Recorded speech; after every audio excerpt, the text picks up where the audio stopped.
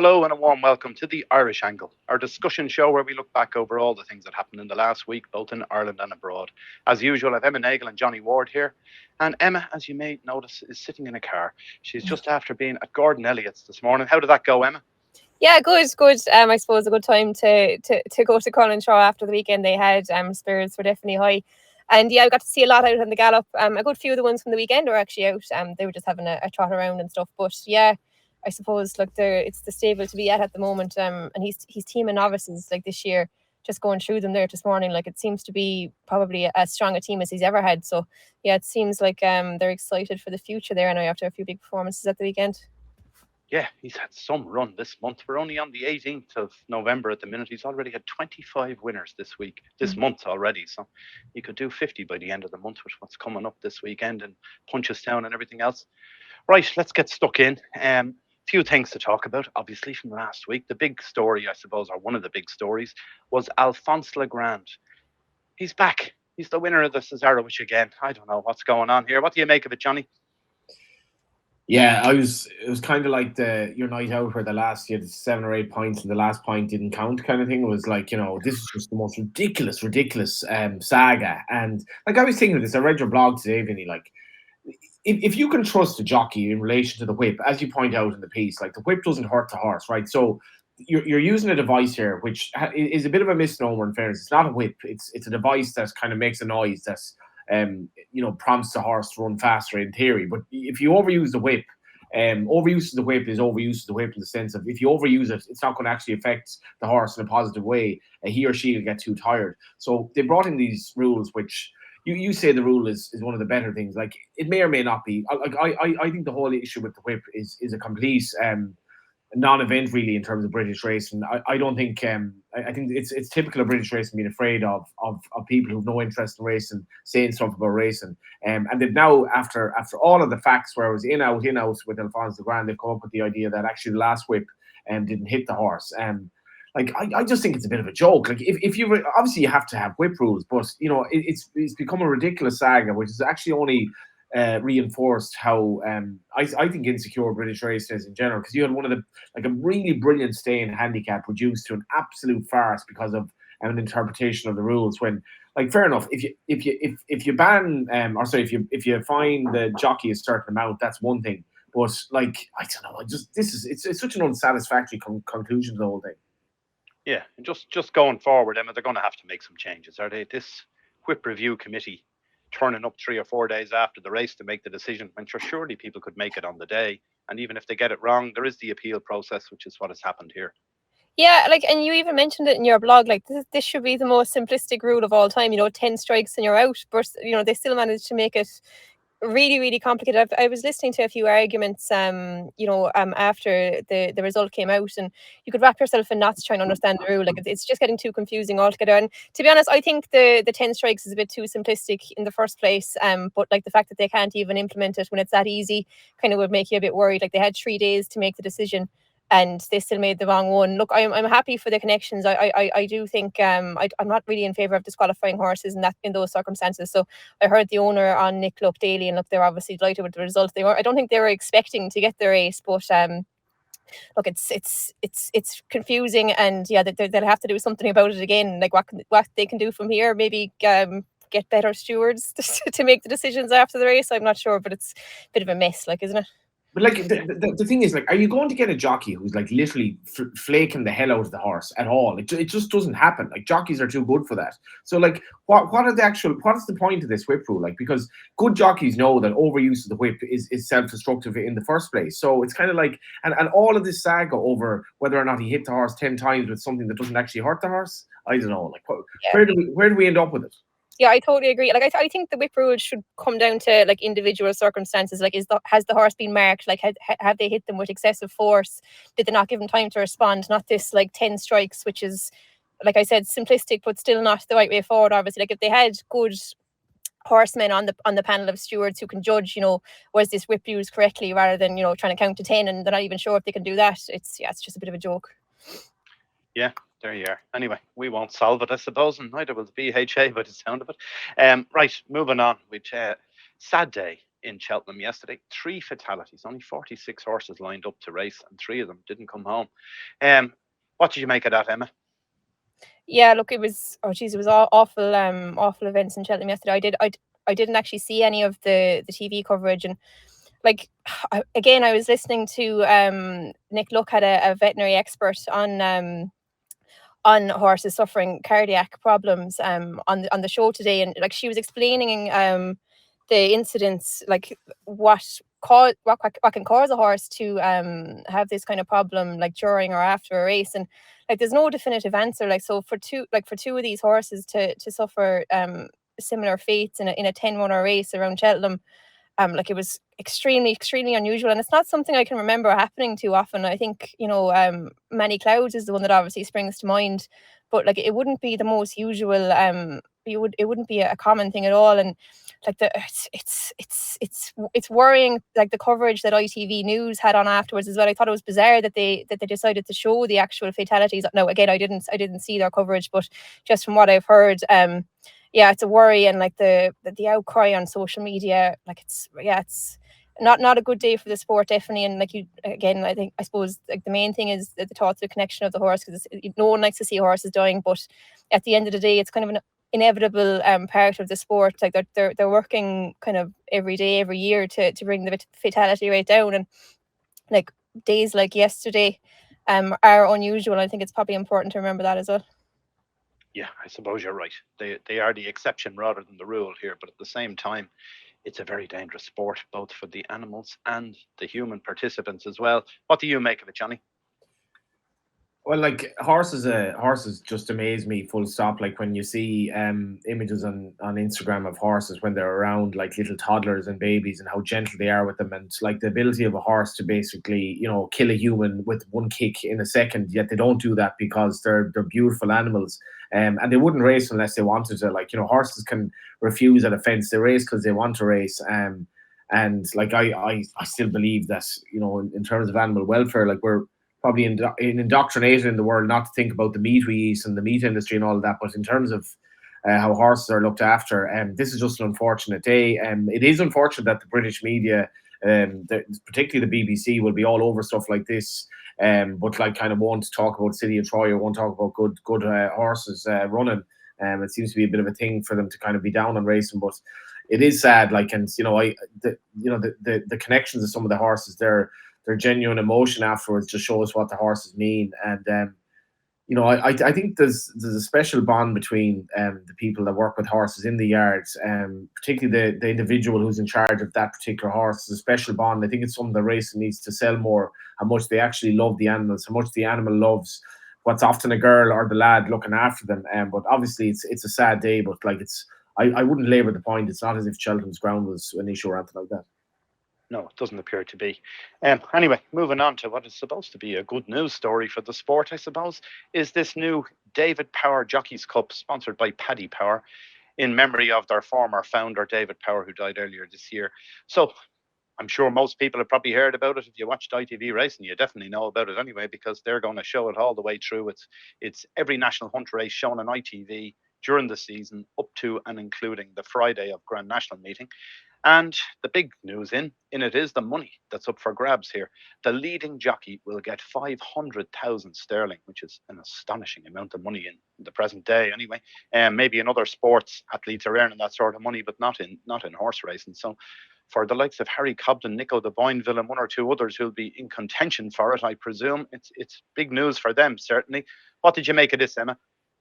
Yeah, it was a surprising news, I suppose. Look, a lot of backlash to this. I think the owners groups in particular were fairly peeved that they weren't included in the amount of money that Flutter are pumping into this. Like, I suppose, look, firstly, to take the positives of it, like it's encouraging. I think that Flutter are kind of willing to pump like this amount of money. Is it 1.5 million they're putting into this competition? And obviously for the jockeys at the top end in Britain, like it's a massive incentive for them. And I think the kind of idea it was kind of maybe to incentivize them to engage more in the media and kind of make them more relatable, I suppose, to people. They're going to be wearing, I think, microphones going down to the start, and there'll be more access to the weigh room and things like that. So I think all of those things are a plus. And look, I think there's plenty of negatives about it as well. Like, I think preferably, like, it would be maybe a competition where maybe those lower down in the sport had an opportunity to win this kind of life-changing money, because look, the jockeys put their lives on the line. Like, I think everyone deserves the financial reward they get, but like those riders at the top are making plenty of money, whereas the lads who are, you know, struggling, it's you know, they're not coming out of this with a lot of financial gain. So I think that's probably one of the things. But look, it's not the racing authorities putting the money into it, I suppose, which is the main thing, is Flutter. And I'm not sure how much it's going to really affect racing kind of going into the mainstream media, like the similar to the that show they had. Well, I can't remember the name of it now, but like that was a massive flop, like you'd have to say. I think they were saying that the viewing figures for the first day of it were brilliant, and then they were kind of blaming the Olympics for it going down. But I don't think it was probably done very well. They kind of didn't really focus on maybe storylines that might have been a bit more engaging to, you know, the normal person who wasn't involved in racing. But look, I don't want to be too negative about it, I suppose. Look, it's good to see this kind of investment into racing, but there's probably other sections of the sport that might be able to use the money a bit more. But yeah, again, it's not the BHA or the Jockey Club funding it, so it's kind of a different story, isn't it? Yeah, well, one thing about it, Johnny's talking about a big splash and what could end up being big news story is when we get to the end of this competition, the last race that'll be on ITV on the Friday of Aintree is the Sefton Novices Hurdle by Dancing City last year. We could be in a situation here where that race, which is worth 56 grand to the winner, or at least it was back in April this year, that we could have a jockey standing to win 300 grand from the difference between finishing second or first in this competition, going into a race worth 56 grand. There's going to be some vying for places on who rides what in that race, isn't there? If there was a short price favourite, a Willie sent over, they'd all be looking for this, wouldn't they? I love you, Vinny. I think you're literally the only person among the world of 8.5 billion people who would come up with that, actually, as a kind of a worry. But if it happens, I think this podcast will be absolute gold that way. It's like we're coming to the last, and all I can think of is Vinny. Like, you know, he was right when he said this in the middle of November. To be honest, I'm actually a fan of this. Like, I'm very worried that the bookmakers have kind of gone away from racing. And Paddy Power were brilliant to promote the sport. They were, you know, really kind of Ryanair, Michael O'Leary, ballsy kind of like take on the establishment type attitude, and brilliant to promote racing and have a lot of crack along the way. And like, I think they've gone, you know, they've gone very corporate. Flutter is just such a big thing now, and it's like, you know, they're taking over the States and the world, and you know, increasingly bookmakers don't seem to put much effort into races. So something like this, considering, I think that David Power, I didn't know him, but like we spoke about him when he passed away. The people I spoke to about him, like he was a person that was really admired, and this kind of, you know, bringing David Power into it evokes memories of when racing was so different, and there was such a kind of a buzz around the betting ring and stuff like that. So I think there's actually, it'll generate stuff online, it'll generate stuff on social media, and it'll promote the sport. So I laud them for doing it. It's something I'd be vaguely interested in as well as it goes along. But I do hope what you envisage kind of comes to pass at the end of the season. But the other thing is, I haven't seen the full terms and conditions for this, of how everyone gets their money, or what they, because there's a trainer section in this as well. The leading jockey gets 500,000, the leading trainer gets 50, and the leading stable staff get 50 or something, divided between them as well. Now, I'm not sure if they're linked to the jockey or if they're separate. But anyway, the other thing is in the small print, I'd say. Now, if you read it, there's probably something here that the winners all have to wear Paddy Power pants outside their trousers for the next year once they get the cash. So if there could be more to it than we know, I'd say, by the time we get into the nitty gritty of it. But anyway, let's see how it goes through the season. It should be a bit of fun anyway. Looking back last week, we had lots of big racing. We obviously had Navan with their festival on both days, and Gordon Elliott had a Beano, including winning the big one, the Troy Town Chase, with his outsiders. Gavin Bruder getting a spare ride, very nice for him too. What did you make of it, Emma? What was your highlight of the weekend between that and Cheltenham? My highlight was definitely Better Days Ahead in the Novice Chase. I probably said it before, we bred him, so kind of gave it a bit more. But I just thought he was like, that was a cracking, like even the beginner chase on Saturday was brilliant as well, down memory lane winning. But I just thought, like, coming up against, you surely backed him at that price in a 2-horse race. I didn't. No, I wouldn't. I'd be a double loser if I backed him, so I said I'd leave him off.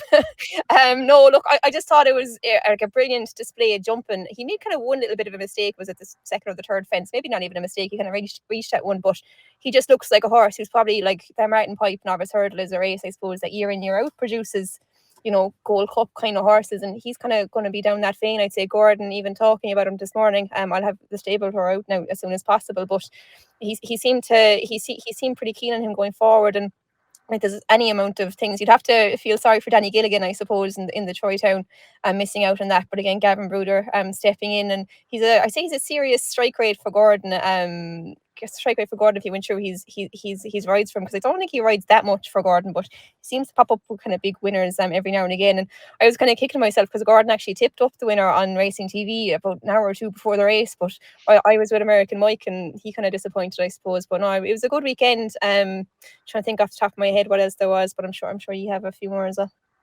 Oh, well, it's a couple of things from last week that were very interesting, I thought. Johnny might expand on them a little bit. We had a trainer, 71-year-old Eleanor Broderick, had our first winner on the track. Hard to believe someone having their first winner at 71, but fair dues to her. I saw there was a guy in Australia, actually, a jockey, retired last week. He rides out up in Queensland, I think, at some of the gaff tracks in Queensland, but he's 71 or 72, and I think he retired last week after a long career. And then we Billy Lee riding a bumper winner in Cheltenham. Wasn't expecting that one now, I have to say, at the start of last week. What did you make of it, Johnny?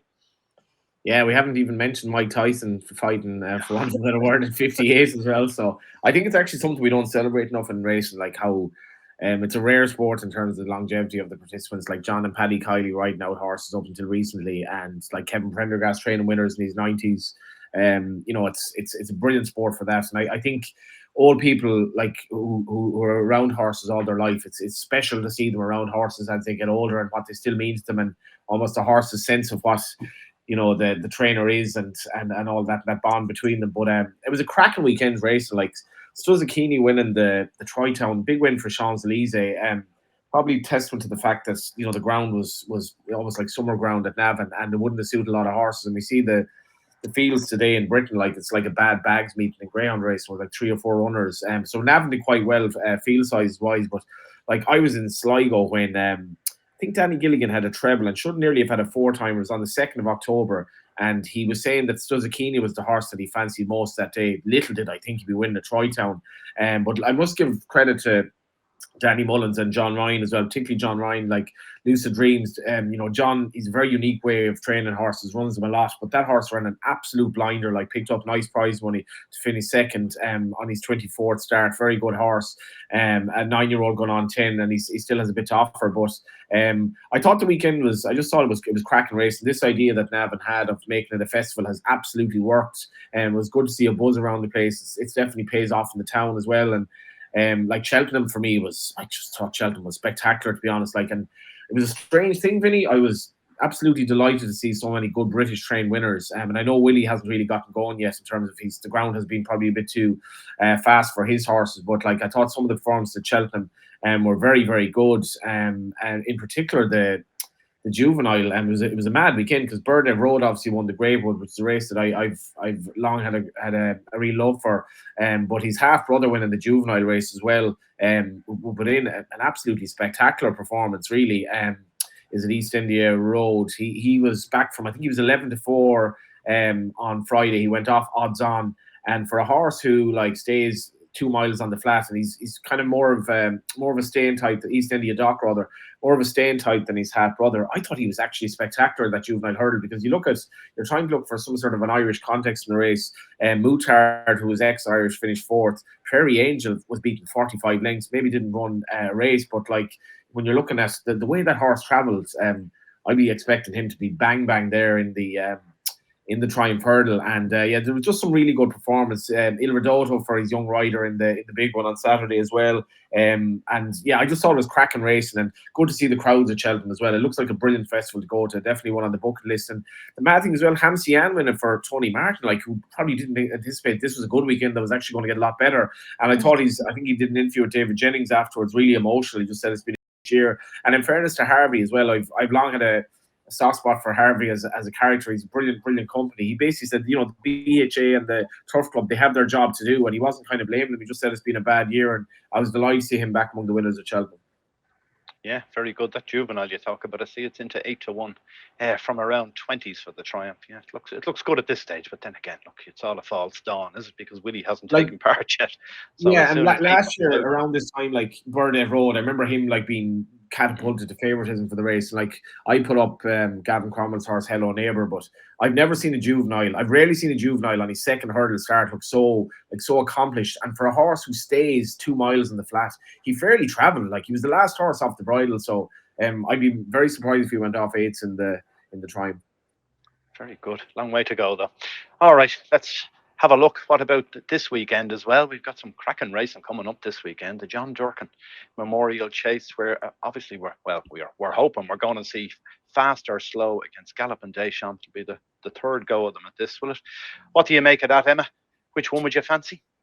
Yeah, I think Gallopin Des Champs might be a little bit doubtful. They said during the week he had a little bit of a setback, I think, but I don't think they've ruled it out. But it'll be interesting to see. Like, I definitely fancy Fast or Slow though. Given the fact that Gallopin Des Champs might have missed a little bit of work, and the fact that Fast or Slow around Punchestown, like he's pretty hard to beat. And I think Johnny was saying there the news Derek O'Connor is going to ride him as well. Really, really interesting. I think that was probably, I saw JJ getting interviewed there over the weekend at Navan, and I think he's a cover. He's a bit slower than normal. So that was kind of the question, I suppose, in a lot of people's minds, who was going to ride Fast or Slow. And he won't be lacking in the saddle anyway with Derek O'Connor on board. But like, even outside of them, there's obviously no confirmed runners yet. But like, there's the likes of Facta Foyle is still in there. Elete Tomp, I think, is still in it. That would be an interesting one as well. Like, possibly Danny Mullins, who's on a fair roll lately. Could get another nice one. Like, he'd be suited by the trip, and I don't think he wouldn't mind going around Punchestown either. And even Splan's Tower for Jimmy Mangan. I don't know which ones of those are going to show up, but like, it's looking like a cracking race. But yeah, I think Fast or Slow would still be the pick for me.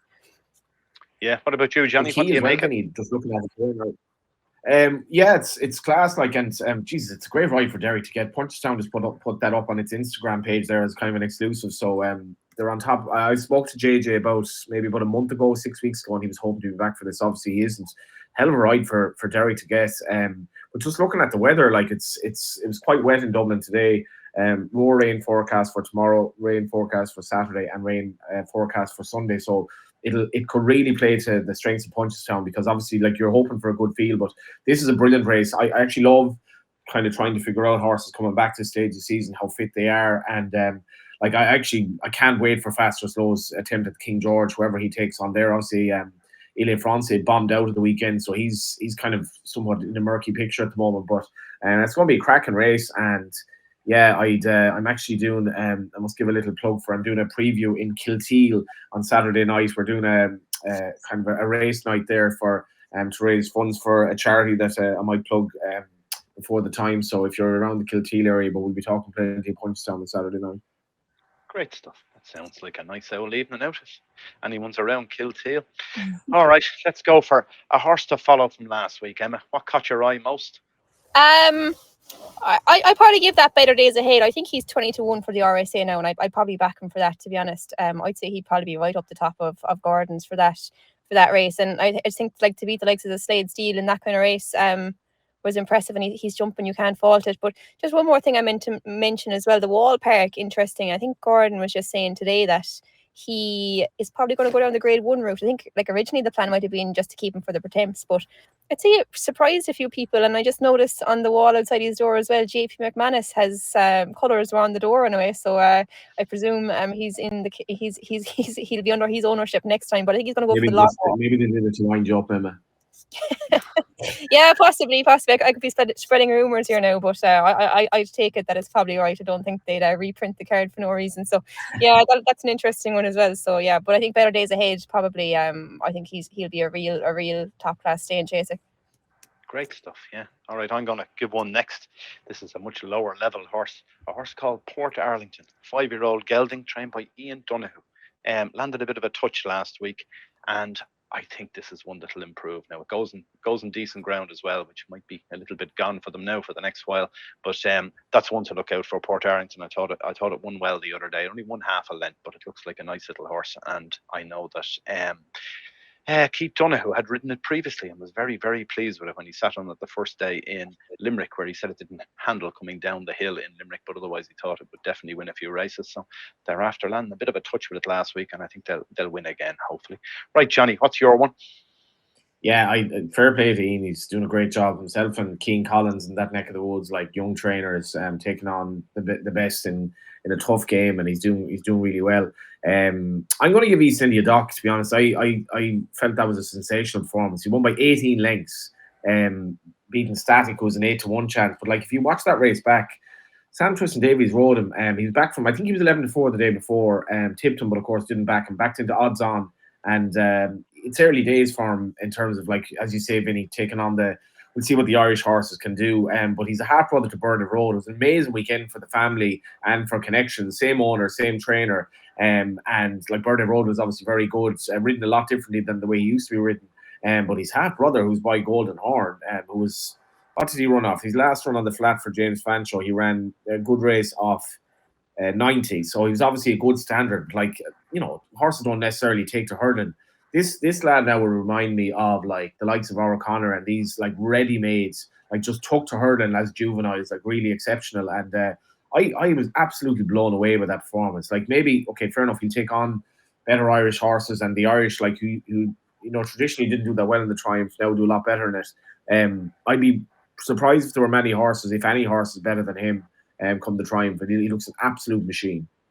Great stuff, and his trainer's going great guns too.